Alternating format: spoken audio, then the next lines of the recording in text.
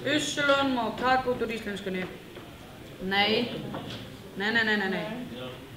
En það gæti verið þægilegri fyrir yngri kynslóðir sem að fara að læra tungumálið. Já, en ég meina, það er Ussulun í ensku. Það var nákvæmlega sagt en segja. Já, en þú veist, það er ekki á, það er ekki út, það er ekki í, það er ekki æ, það er ekki Já, en við erum að tala um Ussulun. Við erum ekki að tala um ú, við erum ekki að tala um... Það er ekki ensku. Við erum ekki að tala um Ussulun í. Við erum að tala um Ussulun í. Já, vá, ef Ussulun í var tekið, þá er Ussulun í tekið. En það er dálítið margar flóknar Ussulun-reglur. Hver er munurinn á Upsilon I og venjulegu I? Hvernig berðu það fram? I og I. Það átti að vera að búið fram við eitthvað. Já, það er bara, þú veist, íslenska hefur breyst það með frá forníslenskunni, af hverju ætti ekki að breyta þessu? Íslenskan er skemmtileg, grænt. Þannig að okkur finnst íslenskan mjög skemmtileg. Það áfallsríki er ekki í sjúkdómur. Það er það sem ég var að segja. Það átökum ekki að fara það.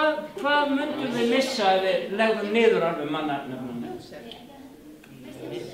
Því það samt að það megi skýra nokkuð spönninu. Já, þá er bara komin ef við... Já, þá erum við búin að missa ákveðum hluti samstæðinu saman. Þá erum við búin að missa ákveðu svona gildi í íslenskunni. Er þið sammála því eða finnst ykkur þetta skipta einhver máli? Já, svo. Þetta að segja, ef svo pólverið í Hörgmundu kominga myndi þurfa að skýra barnið sitt í íslenskunni? Nei, að skýra barnið þitt spænskunni. Sko það eigi að vera til alls konar stofnanir í samfélaginu og mannanöfnunefnd er bara ein af þeim. En kannski spurning hversu mikið svona vald hún á að hafa. Hún er svona skemmtileg sérviska meira en nokkuð annað. Ég held að þetta eigi að vera. Ég fekk þessar spurningar á hann, mjög skemmtilegt að þú sért að spyrja um þessu. Að mannanafnanefnd, hún ætti að vera, já og nei, Hún þarf að vera til þess að nöfnin verði ekki fáránleg og þú vilt ekki vera eina til öll þín skólaár með eitthvað fáránlegt nafn eins og Óskarsfína eða eitthvað. En þú vilt líka hafa það tóltið frjálst nöfn, Langar þig ekki að geta skýrt nafni börnið þess sem þú vilt? Ég er ekki sáttur við það að fólk út í bæ fá að ráða hvað hver og einn heitir. Ef fólk er fært ala upp börnin sín þá ætti það að fá að skýra það sem það vill. Og ef það skýrir það einhverju tómri þvælu þá ætti bara barnaverndaryfirvöld að koma að skipta sér af, þá eru viðkomandi kannilega ekki hæfir. Og mér finnst að fólk eigi að fá að heita það sem það vill. Hún nýtist fólki mest. Þetta talsetja allt erlend. Nei. Það myndum við aldrei læra ensku. Hvernig viljum við ekki læra ensku þetta? Nei. En það er ekki bannað eitthvað eins og ensku. Finnst þér erlend áhrif góð fyrir íslenskuna? Ég held það svo lengi sem að við, okkur langar til þess að búa til íslensk orð. Ég held að sé fátt betra tæki til að læra sitt eigið tungumál heldur en að þurfa að þýða til dæmis úr erlendum og þá eru erlend áhrif bara mjög skemmtileg og auka bara leikinn í tungumálinu. Ef við erum nógu örugg með tungumálið okkar, ef við erum ekki að skammast okkar fyrir það.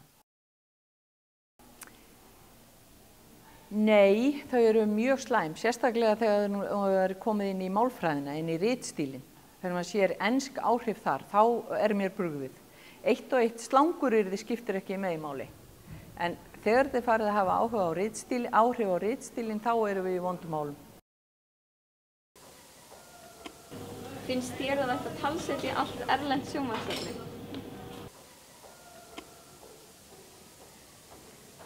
Góð spurning.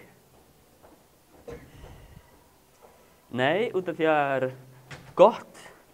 Ég man að ég lærði ensku með því að horfa mikið á erlend sjónvarpsefni og tölvuleiki og þess vegna finnst mér að ég hefði bara ábyggilega ekkert lært ensku fyrir en í 7. bekk hefði sjónvarpsþættir verið þýddir.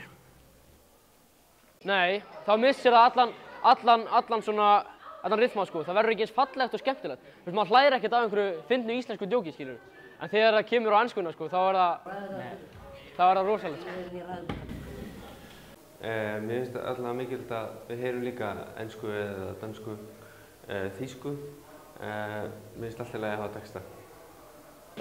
En þegar það er komið þannig að meginhluti þjóðarinnar er kannski farin að tala með því að segja í þáttafli. hún langar svo að fara heim. Telur þú að þágufallssýki sé sjúkdómur? Nei, en ég vil samt vinna gegn henni eins og ég get. Ég á til að, sko, að svona í einhverjum undantekningatilfellum að nota þágufall sem ekki samkvæmt íslenskur málhefð, eins og við tölum sko. Sem sagt, ég er sýktur. Nei, en þetta eru dálítið mikið íslenskukennarar og svona mömmur sem byrja að leiðrétta þig, sko. Eins og móðir mín, íslenskukenari, hún leiðrétti mig dálítið. En mér finnst þetta ekki að vera sjúkdómur því að þetta er bara nokkuð bara persónubundið. Hvað fólk segir og hvað vill. Eru útlendingar ættu að fá íslenskan ríkisborgararétt og ættu ekki að vilja taka upp íslensk nöfn, ættu þá að þurfa að þýða nöfnin sínum íslensku samanber Charlie yrði Karl, Hope yrði Mono og Max yrði Hámar. Já, ég tel þetta að vera alveg fáránlegt. Því að vilt þú koma til Íslands, heita Max og vera skýrður Hámark og vera kallar Hámark að samfélaginu? Nei. Ég segi nei við þessu. Við viljum að þau fá að ráða sínum nöfnum og heita það sem við vilja. Mér bara finnst þetta ekki gott þegar ég pæli í þessu út af því að nafnið þitt er það sem merkir þig sem mannesku og bara það er bara miklu betra að hafa nafnið sitt en ekki fá annað nafn eins og sem íslensk nöfn eru ekkert, þú veist, sérstök. Það myndi koma mjög skrítið út að vera að kenna einhverju sem heitir Hámark. Ég veit ekki alveg það. Útlendingar sem að fá íslenska ríkisborgararétt eiga að taka upp íslensk nöfn. Hvað finnst þú það? Það finnst mér ekki rétt, en hins vegar að læra eitthvað íslensku. Engin segir gula. Ok. Íslenskukennsla í grunnskólum er óhagnýtt. En hvað er þú að segja þetta? Mamma er íslenskukennari, þú veist. Hvað finnst þér það? Hvað? Okkur finnst þér það? Við har finnit. Handlungar. Við erum búin. Fá ekki námið fyrir að vera besti hópurinn.